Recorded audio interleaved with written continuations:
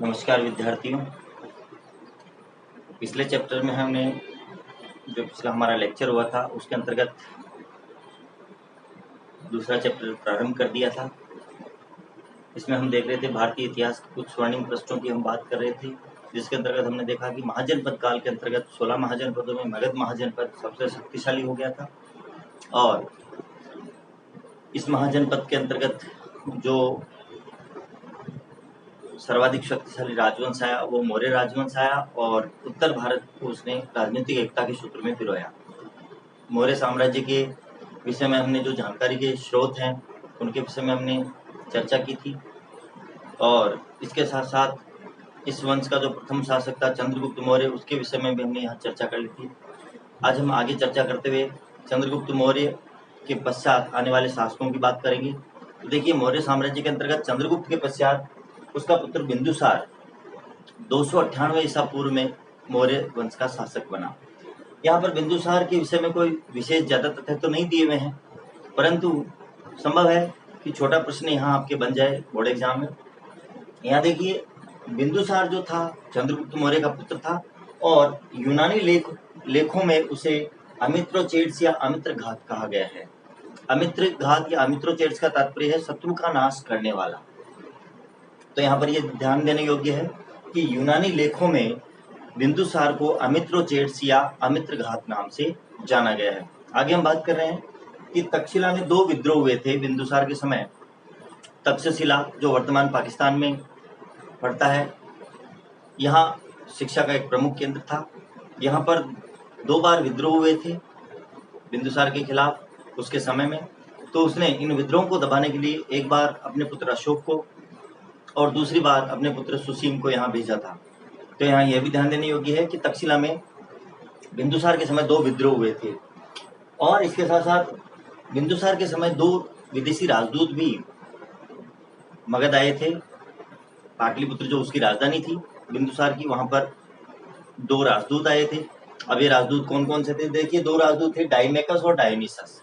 डाइमेकस जो राजदूत था वो सीरिया का था, और सीरिया का जो उस समय शासक था वो था एंटियोकस। एंटियोकस ने अपने राजदूत डाइमेकस को बिंदुसार के दरबार में पाटलिपुत्र भेजा था। और इसके साथ साथ मिस्र का एक राजदूत आया था डायोनिसस। यह मिस्र के अंतर्गत उस समय फिलाडेल्फस नामक एक शासक शासन करता था। इसे टॉलमी सेकंड भी नाम दिया गया है। टॉलमी सेकंड या फिलाडेल्फस का जो राजदूत था जो मिस्र से आया था बिंदुसार के दरबार में, वो था डायोनिसस। तो आपको यहाँ ये 2 चीजें ध्यान में रखनी है कि एक तो यूनानी लेखों में बिंदुसार को अमित्रोचेड्स या अमित्रघात कहा गया है, और इसके साथ साथ ये भी इम्पोर्टेंट है कि इसके समय में 2 राजदूत आए थे, एक सीरिया से और एक मिस्र से, डाइमेकस और डायोनिसस। और कहाँ से आए थे? एक सीरिया से आया था डाइमेकस, और डायोनिसस मिस्र से आया था। आगे हम बात कर रहे हैं अशोक की।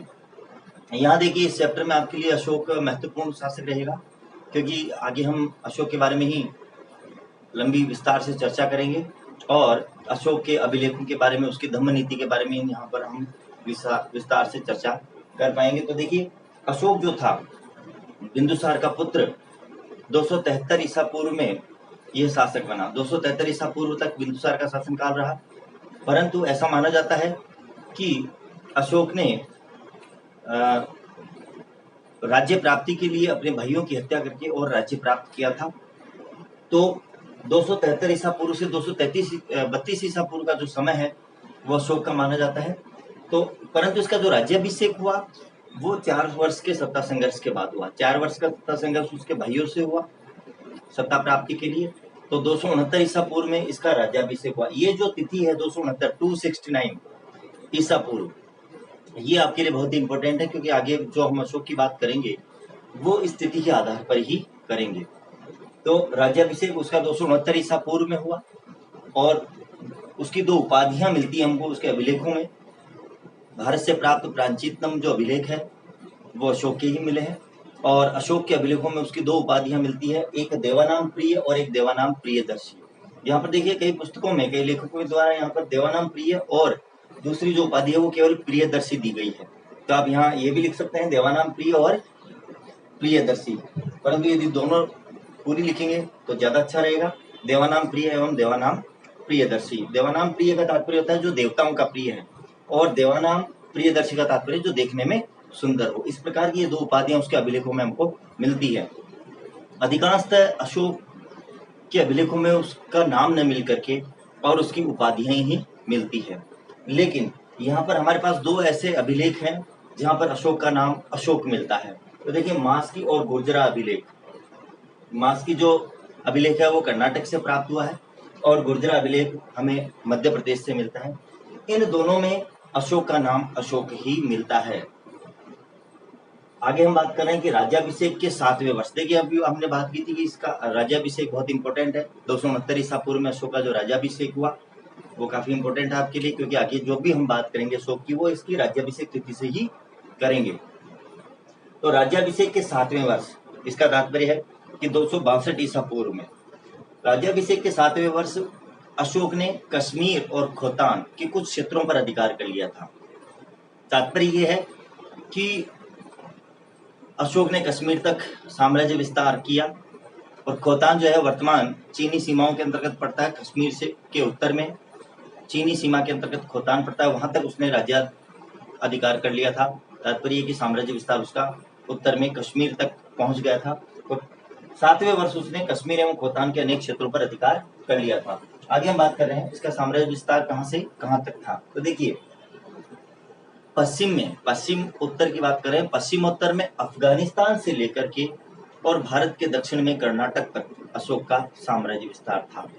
इसके साथ साथ गुजरात के काठियावाड़ से लेकर के, पश्चिम क्षेत्र जो भारत का है, गुजरात के काठियावाड़ से लेकर के और बंगाल की खाड़ी तक अशोक का साम्राज्य विस्तार था।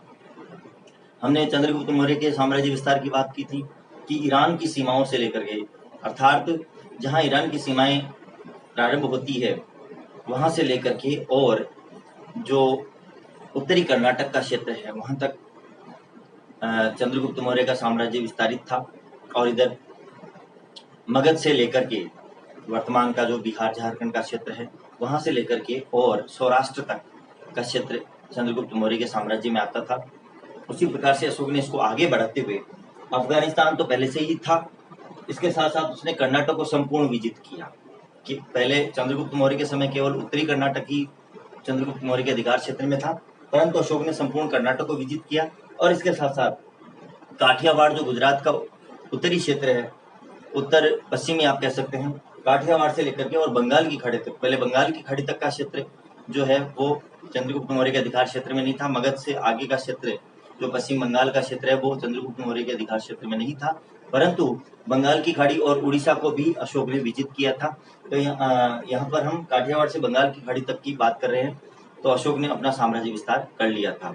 आगे हम बात कर रहे हैं जो कल्हड़ की राजतरंगिणी है और जिसमें कश्मीर का इतिहास दिया हुआ है, इसके विषय में हम आगे और अधिक डिटेल से चर्चा करेंगे। तो कल्हड़ की जो राजतरंगिणी है उसके अनुसार अशोक ने 2 नगरों की स्थापना की थी। एक नगर उसने वितस्ता यानी कि जो झेलम नदी है, वितस्ता इसका प्राचीन नाम है, झेलम नदी के किनारे यानी कि वितस्ता नदी के किनारे इसने श्रीनगर नामक नगर बसाया। और इसके साथ साथ इसने एक नेपाल में भी एक नगर की स्थापना की थी, ललित पत्तन नामक नगर की। ललित पत्तन ये नेपाल में एक नगर है जिसकी स्थापना अशोक ने की थी। तो कल्हड़ की राजतरंगिणी के अनुसार यहाँ पर 2 नगरों की स्थापना अशोक के द्वारा की गई है। आज के लिए इतना ही। नेक्स्ट जो हम अशोक की बात करेंगे वो हम अगले चैप्टर जो अपना लेक्चर होगा उसमें करेंगे। धन्यवाद।